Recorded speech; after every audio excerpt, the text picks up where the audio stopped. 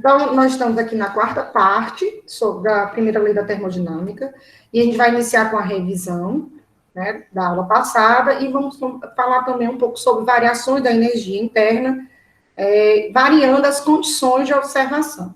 Então, a gente começa com a revisão, né? Na aula passada, a gente estudou sobre entalpia, né? A entalpia é uma energia que é medida a uma pressão constante. A entalpia é igual à variação da energia interna, mais pressão vezes a variação do volume.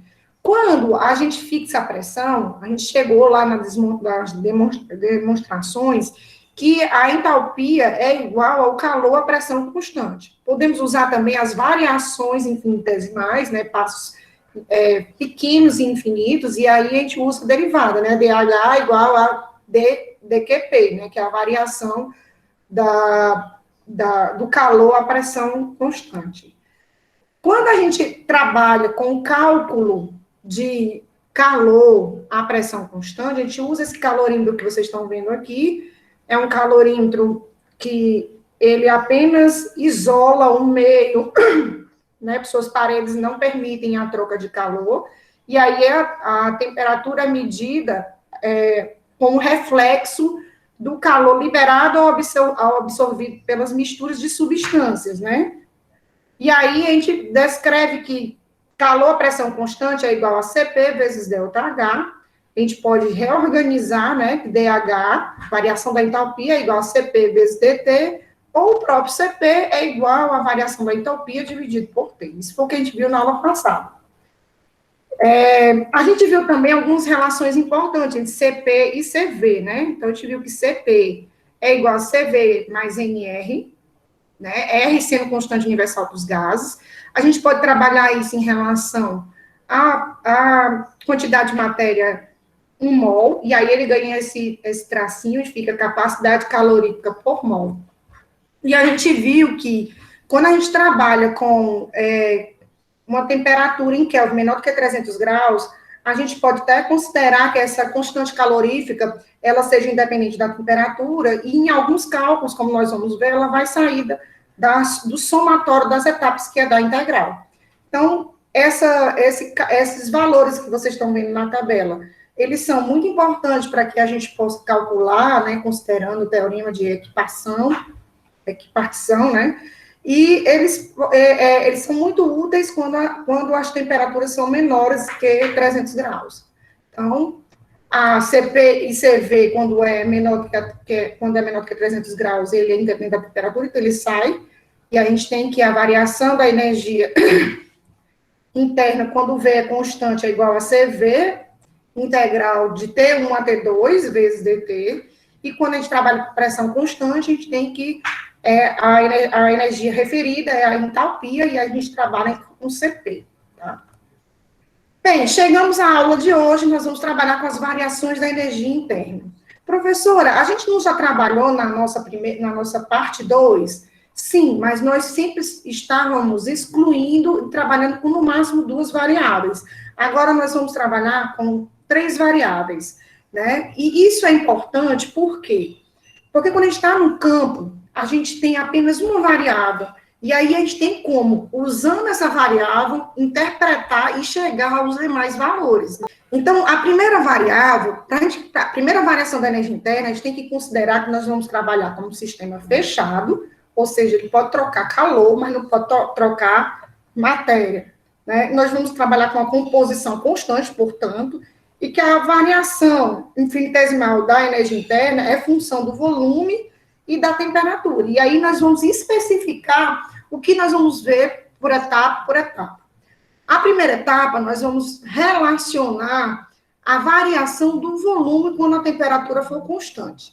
E aí a gente tem que a energia interna final, portanto, eu represento aqui como esse tracinho, é igual à energia interna final, mais a variação da energia interna quando a gente vai variando o volume numa temperatura T.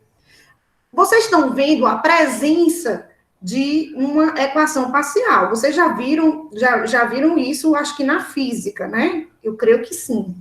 Se não, eu aconselho a vocês fazerem uma uma revisão. O significado físico, né, físico-químico dessa equação parcial é que nós estamos, a gente fala dρ de U dividido por dρ de V a T, que significa que nós estamos variando a energia interna com a variação do volume quando a temperatura é constante, certo? Então, se eu pretendo calcular a energia final, né, a energia interna final, quando eu estou variando V, quando o T é constante, é através dessa relação que usa essa equação, essa derivada parcial. Até aqui tudo bem, gente? Se a gente olhar o gráfico, né, o U, ele está representado aqui, ó, nesse primeiro pontinho. A variação, né, o reflexo da variação da energia interna pela variação do volume está representado por esse pontinho aqui, ó. Tá? Vamos prosseguir. E a gente diz que essa variação de U, variação da energia interna por variação do volume, né, ela vai nos dar uma constante chamada π, que lá na frente a gente vai ver que π está relacionado com a pressão, tá? Então, na segunda situação, nós temos a variação infinitesimal da temperatura, né, e a gente fixa o volume, certo? Considerando, mais uma vez, que o sistema é um sistema fechado. Então, a gente usa praticamente o mesmo raciocínio. A energia interna inicial é igual à energia interna, aliás, final é igual à energia interna inicial, mais variação de U, dividido pela variação da temperatura, quando V é constante. No gráfico, mais uma vez, a gente vê que o está bem representado por esse pontozinho aqui.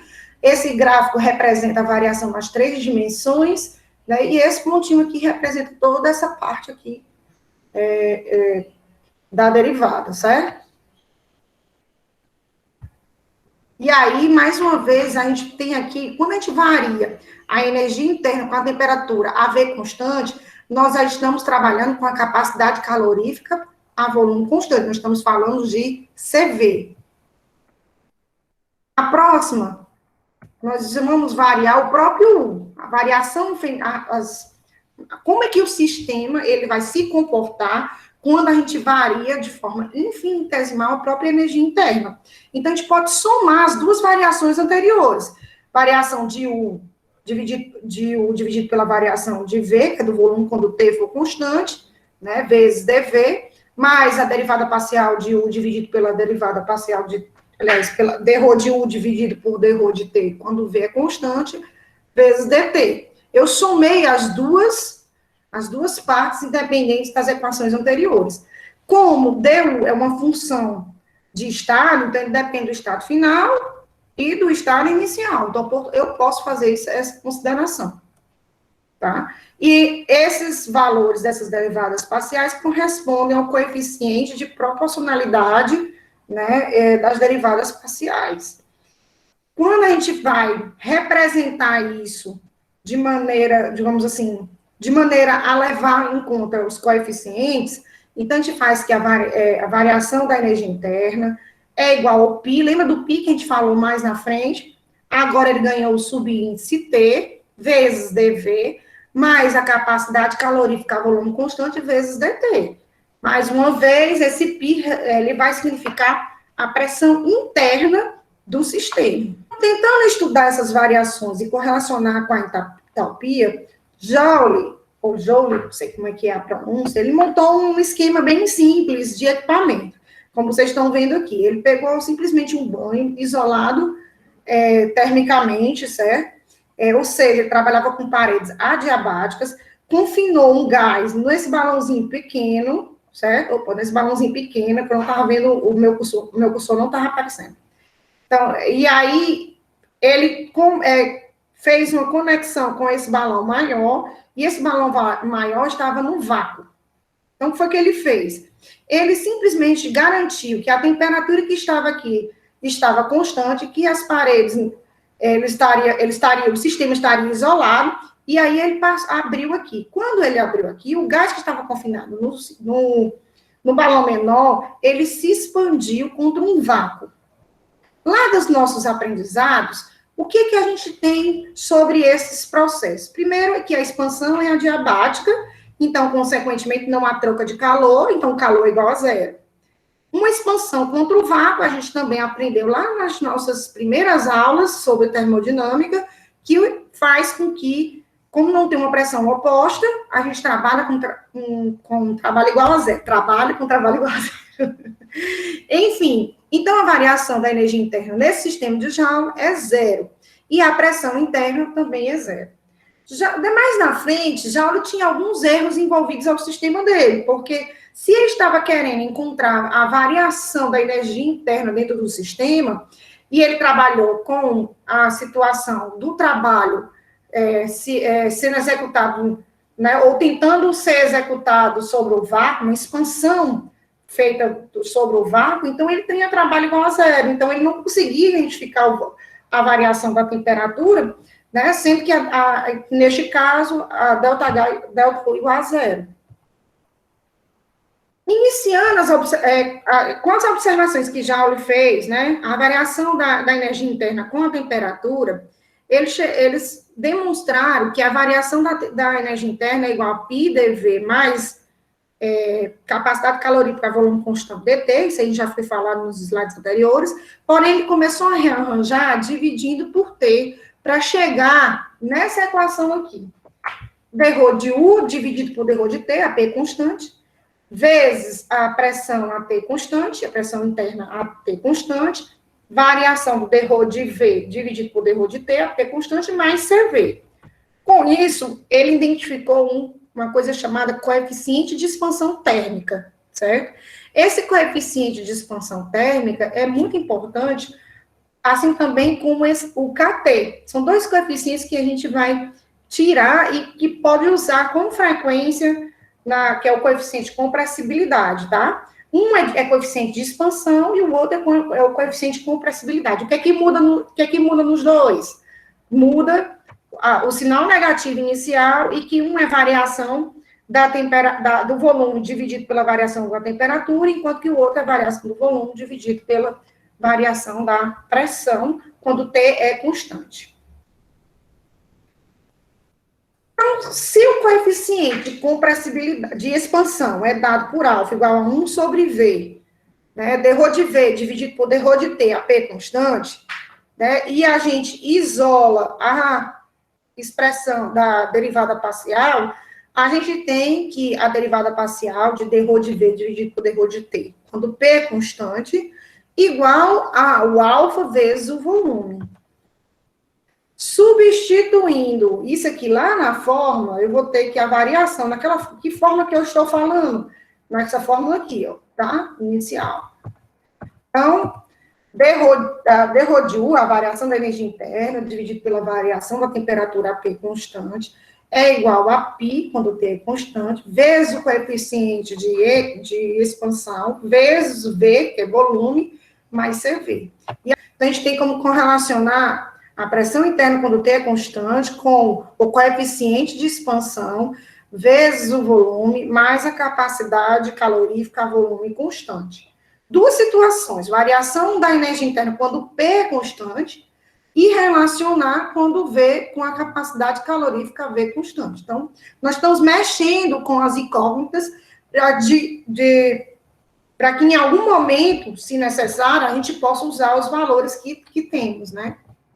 Então, se o gás é perfeito, né, a pressão interna, quando T é constante, é igual a zero. Quando PT é constante, é igual a zero. Por que isso, professor?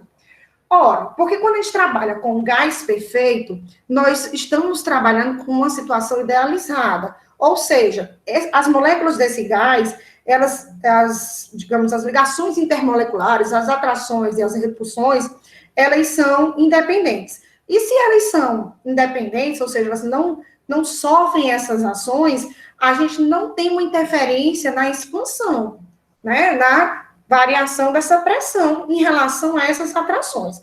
Ora, vamos pensar, se nós estamos trabalhando com gás real e essas forças são bastante presentes no gás real, a atração, o equilíbrio entre as forças de atração e as forças de repulsão é o que realmente vale a pena, é o que vai interferir no meu sistema se expandir, das moléculas estarem mais livres ou estarem mais presas, mais confinadas. Isso depois nós vamos ver que ela está relacionada com o poder desse gás ser liquefeito ou não. Então, se eu estou trabalhando com um gás perfeito, πT igual a zero.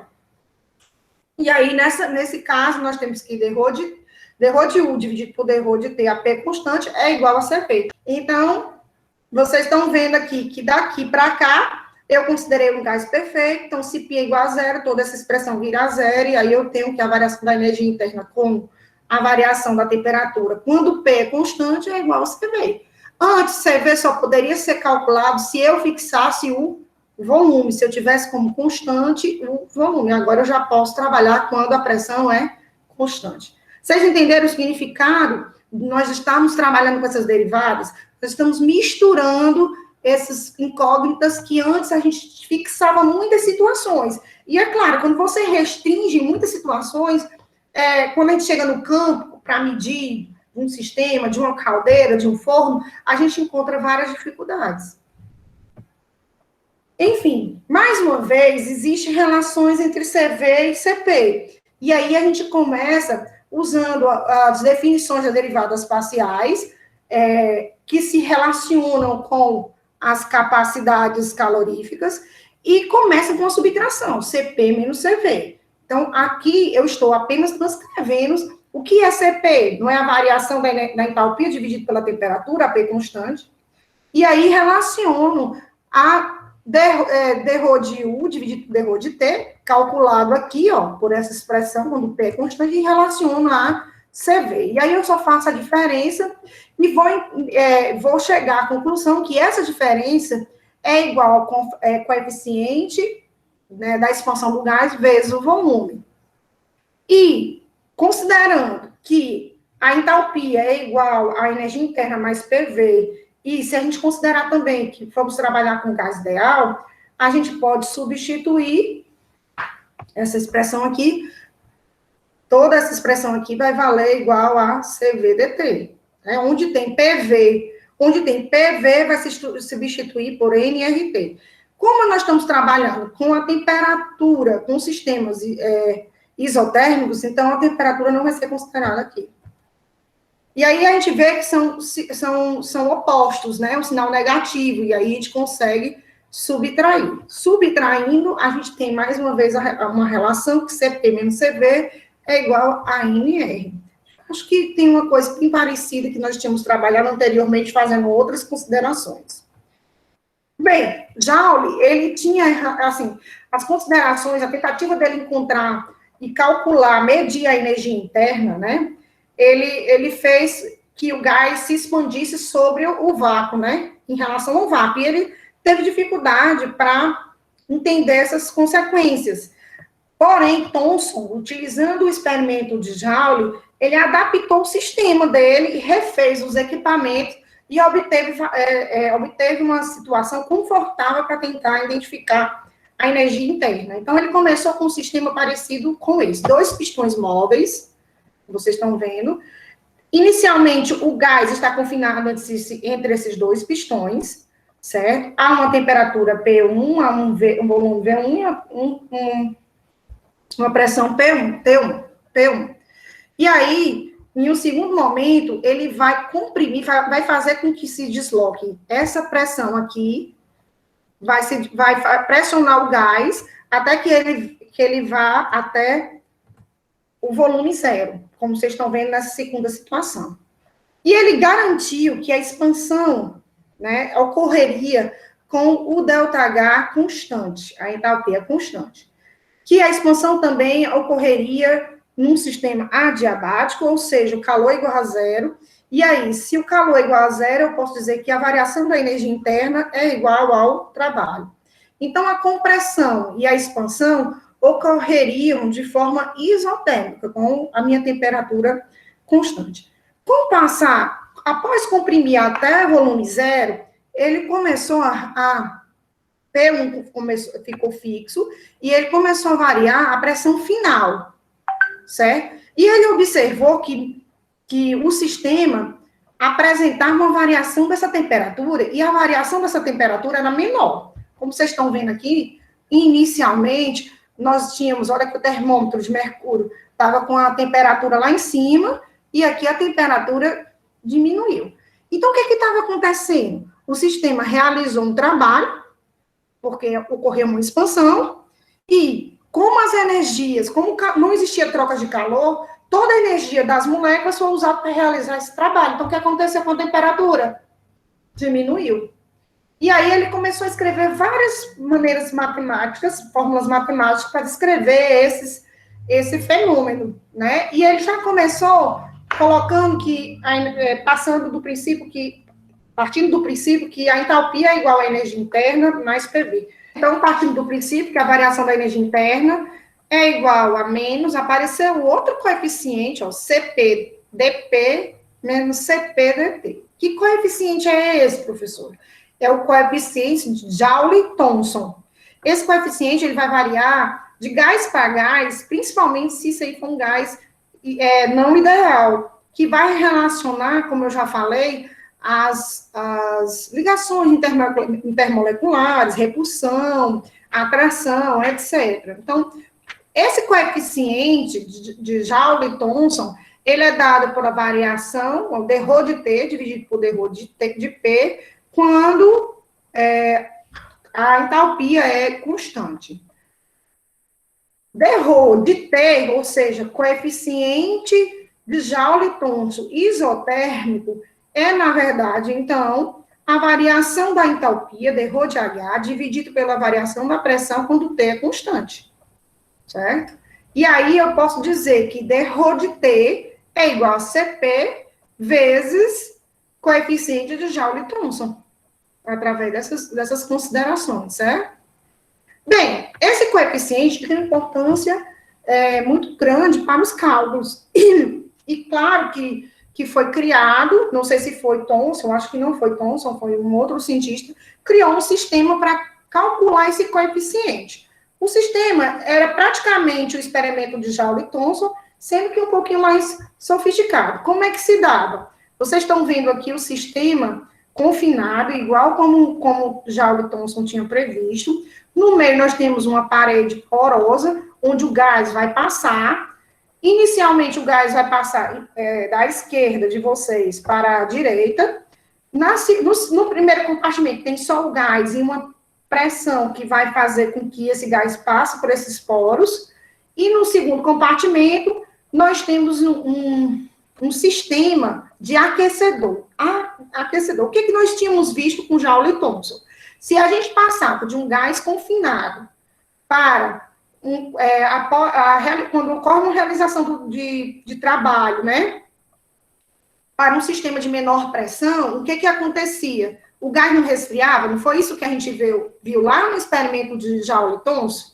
Então, se eu tenho um gás confinado a uma pressão P1, maior do que a pressão do compartimento 2, e eu faço com que esse gás passe para o compartimento 2, onde a pressão é menor, esse gás ele vai se expandir com a diminuição da temperatura. E aí, essa diminuição dessa temperatura está relacionada com o tipo de substância e, consequentemente, com um coeficiente de Joule-Thomson. E aí, como é que a gente calculava? Como é que o experimento calculava essa variação da temperatura? Ora, ele tinha um dispositivo, que é esse dispositivo elétrico aqui, que fazia com que o gás que passasse estava resfriado, mas que aquecesse até a temperatura inicial, uma temperatura X inicial. Então, se sabia, através desse aquecimento desse gás, o quanto esse gás tinha se resfriado. Então, só para vocês entenderem, vou repetir. Eu tinha um compartimento gás confinado a uma temperatura T. Forço ele passar por esses poros para uma seção em que a pressão está, digamos, reduzida. E aí, o que acontece? Esse gás passa por esses poros e ele acaba resfriando. Por quê? Porque ele vai gastar toda a energia dele para realizar o trabalho. E aí, quando ele gasta a energia dele, ele baixa a temperatura. O que é que fazia o sistema? Aquecia, aplicava aqui uma corrente para aquecer o gás até a temperatura que estava inicialmente. E aí o sistema registrava a energia que tinha sido gasto. Então, algumas coisas precisam ser frisadas em relação a esse coeficiente de Joule-Thomson, né? A gente tem que observar que o coeficiente, ele difere de zero, dependendo do tipo do gás. Ele só vai ser igual a zero se o gás for perfeito, né? Então, ele vai depender, as variações, os seus valores vão depender de acordo com a pressão e as forças intermoleculares. O sinal dele será positivo se a minha variação da pressão e a variação da temperatura forem negativos, que é negativo dá positivo, né? E ele pode ter uma variação negativa se a variação, por exemplo, da temperatura for positiva e a variação da pressão for negativo, positivo, negativo, negativo. A gente expressa μ maior do que zero quando o coeficiente tem valores positivos e μ menor do que zero quando o coeficiente tem valores negativos. E aí, a gente tem dois gráficos importantes para interpretar, certo? Nós temos as duas situações, é temperatura por pressão. O que vocês estão vendo de verdinho interno aqui, certo? Em todas essas região, o coeficiente de Joule-Thomson é positivo. Isso significa o quê? Que a gente passou o gás do mais comprimido para o menos comprimido, ou seja, o gás realizou o trabalho e, consequentemente, a minha temperatura diminuiu. Tudo que vocês estão vendo dessas linhas verdes aqui são as isentálpicas. O que significa? São regiões em que o ΔH é constante, certo? E aí, gente, vocês estão vendo essa linha limite, quanto mais próximo vai chegando dessa linha limite, maior a probabilidade do meu coeficiente de Joule-Thomson ser negativos. Na figura ao lado, a gente tem o comportamento do gás, né, em relação à temperatura e pressão, do nitrogênio, do hidrogênio e do hélio. Mais uma vez, o significado é bem parecido. O que ele tem, qual a intenção desse gráfico? É só mostrar que essas regiões, ou seja, onde o μ, coeficiente de Joule-Thomson, é positivo, eles vão variar de acordo com as moléculas e com as suas interações, certo? E que essas substâncias também vão ter uma temperatura de inversão máxima e uma temperatura de inversão mínima em todos os gases, né? À medida que vai se aproximando dessas regiões aqui, ele está com a temperatura de inversão máxima. E à medida que vai se aproximando dessa inversão aqui, desse ponto aqui, ele está com a temperatura de inversão mínima. E a gente finaliza com uma revisão sobre energia interna e suas variações. Então, a gente já viu na aula de hoje que quando a gente varia o volume, né, e fixamos a temperatura, nós podemos dizer que o final é igual ao inicial vezes a derivada parcial de variação da energia interna sobre a variação do volume até constante dV. Também a gente pode fixar o volume e variar a temperatura, e aí, nesse caso, a gente tem como destaque a capacidade calorífica a volume constante, dρ de U, dividido por dρ de T a V constante. Através dos experimentos de Joule, a gente conseguiu relacionar a energia interna com a pressão interna e com a capacidade calorífica a volume constante, né? E também correlacionar com o coeficiente de expansão. Joule fez experimentos com algumas limitações, mas que serviu como subsídio para Thomson encaminhar e descrever algumas fórmulas matemáticas, entre elas, correlacionar o valor do coeficiente de Joule-Thomson isotérmico, quando a temperatura é constante, que é igual à capacidade calorifica a pressão constante, vezes o coeficiente de Joule-Thomson, né? E aí, esse coeficiente isotérmico pode ser calculado por esse dispositivo, em que o gás confinado passa para uma região em que a pressão é mais amena e se expande, fazendo com que ocorra a redução da temperatura.